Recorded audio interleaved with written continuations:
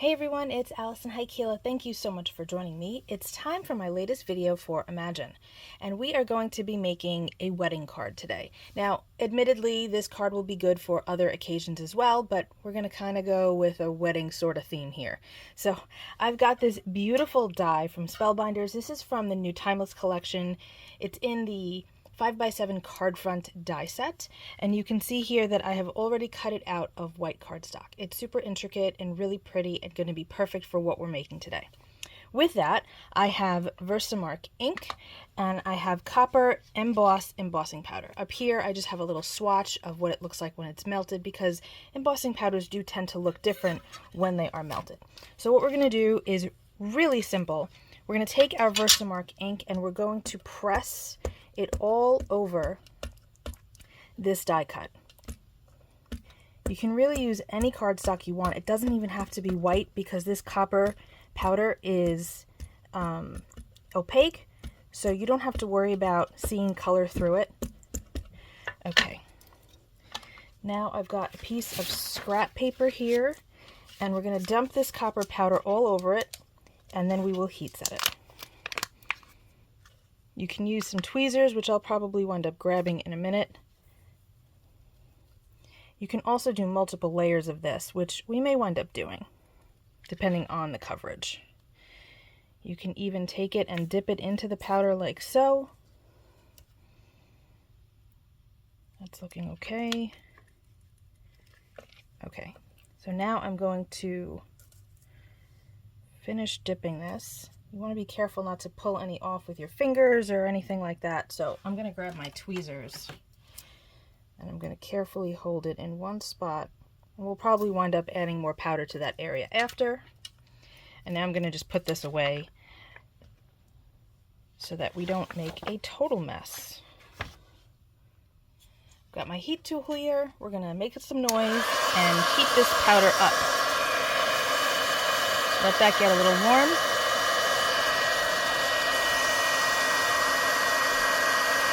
And you could see how it changes as it melts.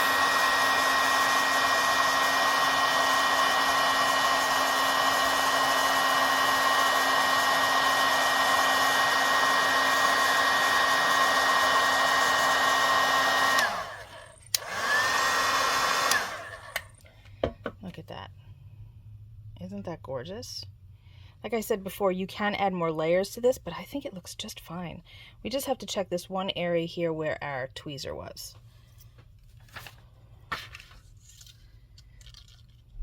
Yeah, we have a little bit of a gap there, so we're just going to add just a touch of powder and VersaMark.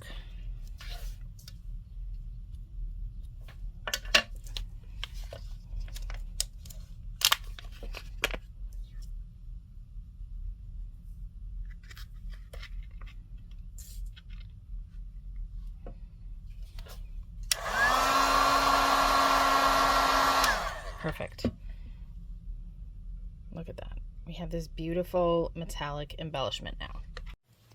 The next thing I'd like to do is work on our background. So I have this card panel. It's 100 pounds of white cardstock and this fantastic embossing folder from Spellbinders called Tiny Dots. So what I'm going to do is move this off to the side. I've got a spray bottle of water and I'm going to just spritz the back a couple of times. This will help the fibers break up a little bit and it will accept the embossing design, the embossed design a little bit better. And now I'm going to run this through my die cut machine. As soon as I get this lined up just a little bit better, that's pretty good. Okay, let's see what this looks like. Perfect. There was a little bit of residual color from a project I was doing prior to this one, but most of it should come off, and if it doesn't, we can just lean into it and add some more color to it, but this is really pretty. And now we're going to take a look at it with our other piece here. Look at that. Isn't that so elegant? I love that. Really nice. Okay. I'd like to add a little bit more pizzazz to this background. So I'm going to take some sheer shimmer spritz in sparkle. We're going to shake it up really good. I just have a piece of cardboard that I use whenever I'm using sprays, and we're just going to spray it a couple of times, and that is going to give the most beautiful shimmer without really any effort. There we go. Look at how pretty that is. I'm going to dry this down with my heat tool just to speed up the process off camera, and then we'll take another look at it. This is all dry, and just look at that. There are a bunch of different sheer shimmer spritzes. It's definitely a mouthful. There's gold, there's frost. Again, the one that we use today is sparkle, there's silver. There's just a whole bunch, and they're all gorgeous. I would say that of all of them, the sparkle and the frost are the ones I use the most, but I use the gold a lot too. Okay, so now we have this, and we need to add our sentiment. So let's do that now. This die is part of the same 5x7 Cardfront die set that this piece is from, and it just cuts out the center, like so. So I did that out of the same white cardstock we've used for all of the other pieces so far, and you can see that that fits in nicely right there. So what are we going to use for our sentiment? I'm going to move this over for a minute. I've got this really pretty stamp set from Hero Arts. You may have seen me use it in videos before. In fact, I used this for my last video for Imagine. So if you haven't seen that, make sure you check that out. This is called the Floral Imprints stamp set. Really pretty, and I decided that we're going to use the Best Wishes. Now the problem is that this is a very linear sentiment, and it doesn't really fit right on here. It doesn't fit the space properly. So we're going to stack the sentiment instead. So to do that, you can use any pigment ink that you may have. VersaMark will work well with this, but because we're on a video, you won't really be able to see what I'm doing, and I might actually have a little trouble seeing it as well.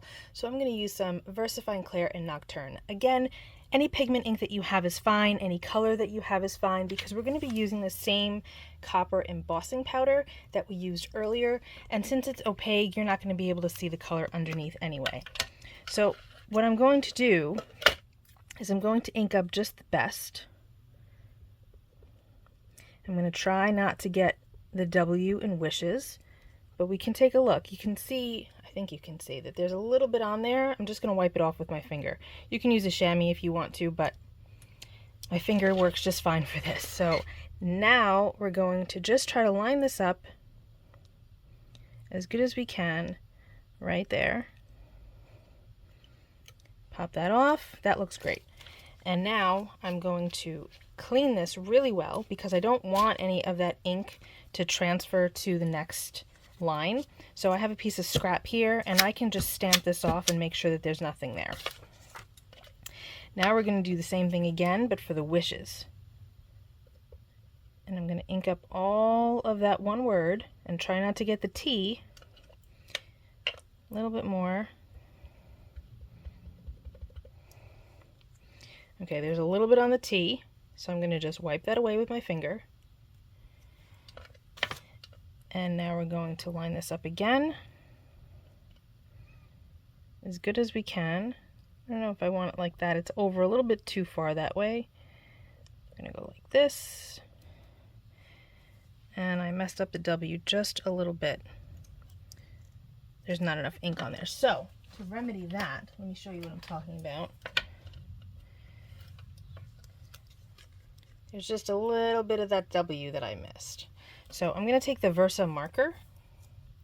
This is the same ink that's in a VersaMark ink pad, except it's in marker form, and there's two sides.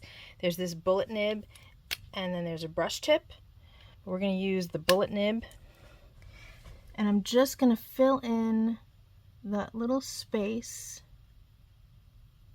There, the T needs a little bit of help too, and now we're good to go. It's got VersaMark ink on there, and we can dip this tag into our embossing powder.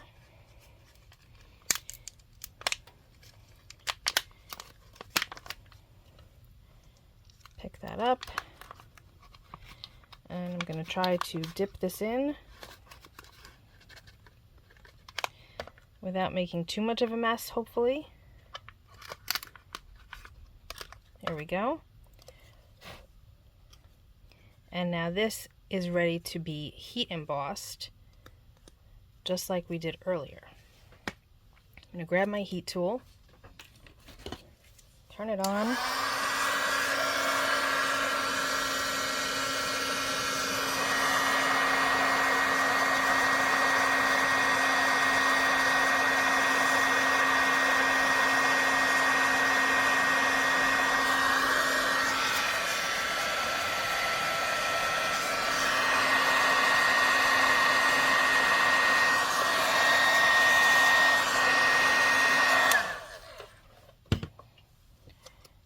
And there we go.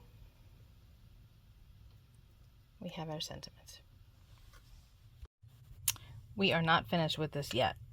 It doesn't have enough oomph to it. So what we're going to do is we're going to add some more VersaMark to this around the edges and add some more of the powder. So for this, again, you can use whatever you want because the powder is opaque. But I'm going to just go in with my VersaMark and lightly hit the edges. And if you don't want to go around the whole thing, you don't have to. Sometimes I'll just do two sides. So we'll do that now. I've got my paper here. Again, if you want to dip it like I did before, you can, but you might feel a little bit more comfortable doing it this way.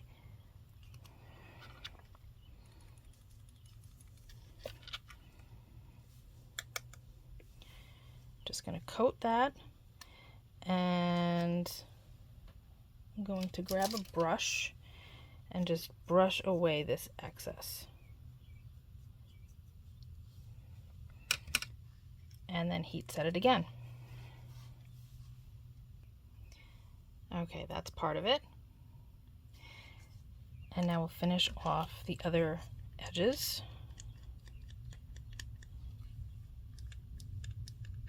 This is going to help it to really stand out.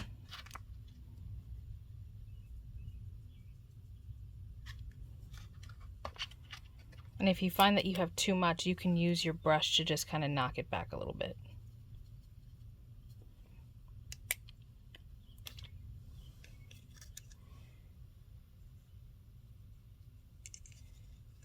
Could use a little bit more right here, but we'll do that after we heat set this.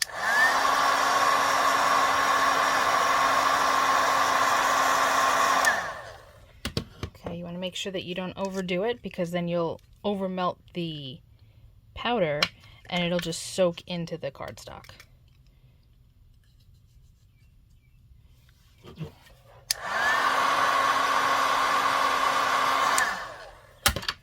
Here we go. Super shiny.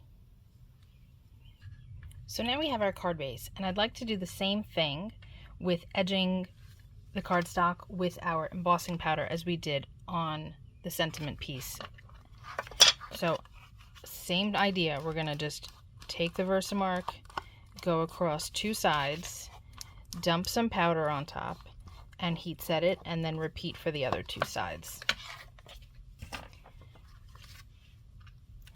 And if using this much powder isn't your thing, that's okay. Maybe you just do one of these techniques on a card. Or maybe you do two of them as opposed to however many we've done.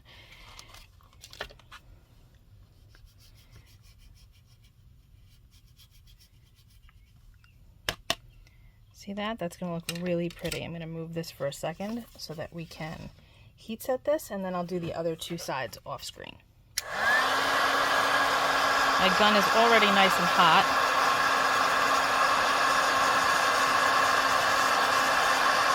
Look at how pretty that looks. And I like that it's imperfect. I like that the edge isn't perfectly smooth, that it's thinner in some areas and thicker in others, and I just like the look of that. So this is what it's looking like so far, and I think that that's so pretty. All right, I'm going to do the other two sides now. So I changed my mind, and that's okay. We're allowed to do that. I actually wound up widening that border so that you don't see any of the white base showing. And I think that for the style of this card, I think that that's better. So now we're going to start adhering some layers. And to do that, first I have Tear It tape from Imagine. I use this a lot for shaker cards, but because this is a little bit warped, you can use liquid glue if you want to, but I think that it might lay a little bit better with the Tear It tape.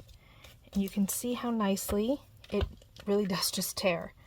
The release paper comes off nicely too. The thing to keep in mind is you don't want to make it super tight, because if you do, it's going to wind up pulling and it'll get even more warped. So you just want to kind of place it down and not pull it tight so that it stays as flat as possible.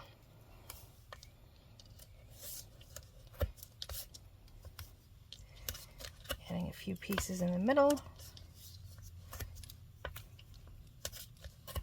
And one way to prevent yourself from making it too tight is to not use long rows like this.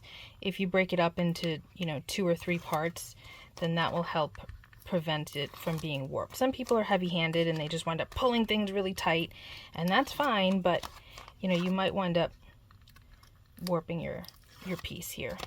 You can see how easily these all come off. Except for this one at the moment. That's okay. There we go. If you don't push down that edge, then it could lift. Okay. Now we're going to take a deep breath and apply this. We've only got one shot with this. It's not like you can shift it the way you can with a wet glue. Okay. Fabulous. Next, we are going to apply this. And for that, we are going to use On Point glue. I love this glue. It's a clear glue from Imagine, and it starts off clear, it dries clear. We're going to use it for some sequins in a couple of minutes. So I'm going to open this up, show you how it applies, but I'm going to do this part off camera because this is fiddly. You can see how small that tip is, and I don't want to bore you with all of this. So I'm going to just pause and get this glued really quickly. All right, we're gonna place this down. I've got all my glue on there, and hopefully that's in a good spot. And now I'm going to take my Big Mama acrylic block, lay this on top here, and let that dry for a minute. Meanwhile, I'm going to close this up. You always want to close this up. I like to tap it down too to make sure that the liquid comes out of the nozzle. And I'm going to add some foam dots to the back of this so that it stands proud of the card. Use whatever brand you want. These are a little thicker than I would have liked, but it's what I had available without digging out other brands.